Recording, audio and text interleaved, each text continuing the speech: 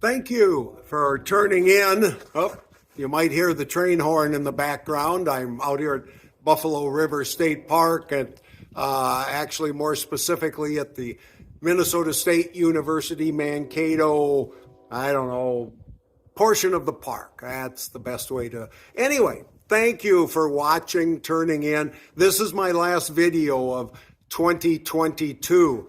And again, I want to thank you for all the time you've taken over the course of however many of these you've watched. In March of 2023, it'll be 3 years since I started these. Is it going to continue? I sure hope so, but I don't know. Most of these are pretty unscripted, pretty raw. As you can see, my editing skills maybe have increased a little bit, but I don't necessarily spend a lot of time on these to make them production worthy in a professional sort of way. I share my thoughts, my insights. I ask a lot of questions.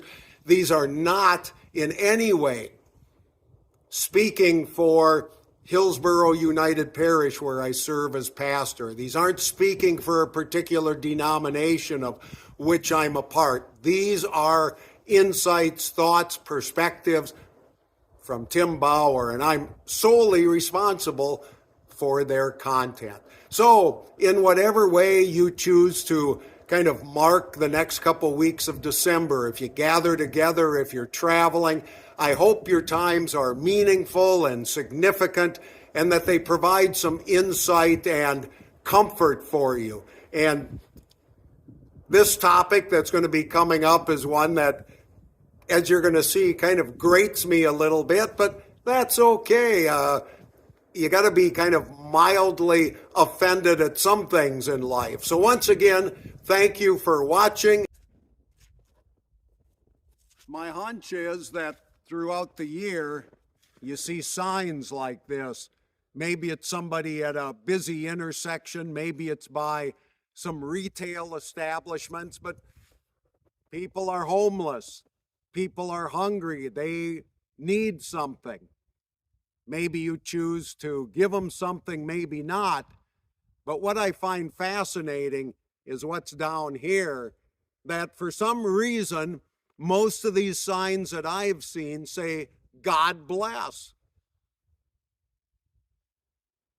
It sounds nice, but what's the reason for it? Does God only bless you if you provide them something, or are they simply saying as a good-natured way, I hope that, your life is blessed by God, but I don't know.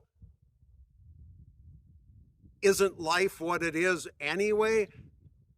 Again, I understand people asking for things, but it's this idea that somehow God's got to get involved in caring for one another. You've heard the old saying that money grows on trees, but I guess money must grow on Christmas trees. It seems to be this time of year that I get constant requests asking for more money, and that, hey, I know it's the end of the year and it's, I don't know if it's tax stuff or what they think is going on, but I budget throughout the year. I pay my utility bills, my credit card bills throughout the year. I even give donations throughout the year. So why do they think that at the end of the year, I'm going to have an extra pot of money sitting around just waiting to say, who can I donate it to? Does that seem a little strange to you too? Continuing with this theme about asking for money at the end of the year, like we have a pot of money sitting around at the end, I get numerous letters about these requests, and I like if you want to say, the way they frame these. It must work because most all of these requests have the same sort of thing. And one of them says, in these historic and consequential times. Do any of them ever say, we're just moving right along and we'd like your money, but it's not that important. Another one that I think is kind of fascinating is some of them have matching donors, or it says we can double your impact up to December 31st because they had people who decided that they were going to match it up to $100,000. Well, aren't these people going to give that money anyway? This idea of kind of bribing you that, well, if you give, we'll actually double it. It must work because so many of these organizations keep doing that. But I understand it. Different organizations need resources, but don't they need them throughout the year? I'm outside a lot. I do a lot of hiking and other things outdoors, and I support different organizations that help with nature and impact. But then I get letters that talk about, the climate crisis and how that's changing the outdoors, and your impact can make a significant difference. As I've stated previously, I understand that asking is acceptable, that it's all right to ask for what you need, and I don't have any difficulty with that. What kind of irritates me at times, always because of the vocation I'm in, is when religious organizations or congregations ask for money in ways that, they seem to be, if it's guilt-induced, or they try to make it sound more important than simply, we need funds. I got a letter from a denomination, and it just is kind of irritating when I think they don't get the story right. So it's talking about, obviously, Christmas, and the writer says, I can't help but to think of Mary, about to give birth to the infant Jesus, and Joseph, exiled and searching for a safe place to lay their heads. And then this writer goes on to somehow connect Mary and Joseph going to Bethlehem, which it wasn't exile, it was a census. They had family there. They were going to a safe place. But the writer somehow connects Mary and Joseph's journey with people fleeing the Ukraine. And it's like, boy, now that's a reach. And that's the sort of stuff that at times just says, what? What are you trying to draw on present day to say, this is a reason to give money because this is what Mary and Joseph went through?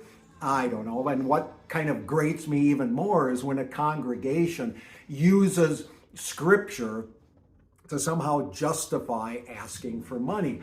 I don't know, this particular one that somebody gave to me, I don't know if the Apostle Paul, when they were writing to a particular congregation, had in mind asking for money. I don't think so. Most of it is just saying thank you. But this particular congregation uses phrases such as, we need money because we had great growth in our congregation, but it's been good, but it's caused a lot of extra use on our building. Well, buildings need maintenance whether they get used or not, but then it lists a whole number of things that the building needs, which is fine. I don't have an issue with that. But then to somehow say this is important for ministries, it says, we have had great challenges again and again, and we've risen to the occasion to meet these and to grow the kingdom by serving our neighbors.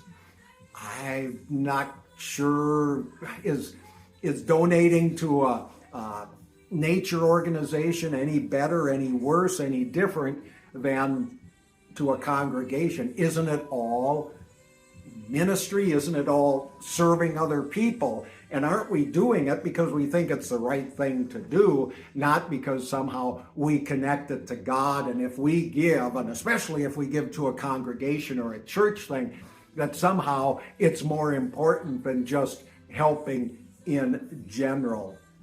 And it talks about that,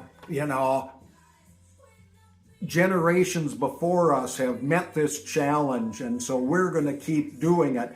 And things like the good and hard work of sharing the gospel. I don't know, is it that hard? to care for other people? It's like the sign for homeless and hungry, anything helps. Is it that difficult to give them a $5 bill or to go buy them some food at McDonald's? I don't know. Again, asking is fine. But what grates me is when it gets all kinds of other guilt and inducements and all kinds of other things. Give because, hey, I want to give, or don't give, and you don't need excuses or explanations. It's all okay. So in this season, as I wrap up my last video for 2023, enjoy life.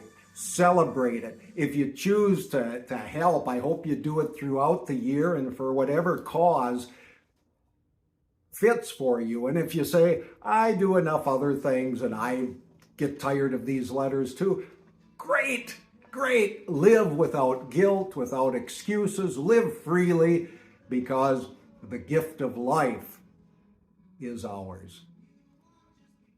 Thank you.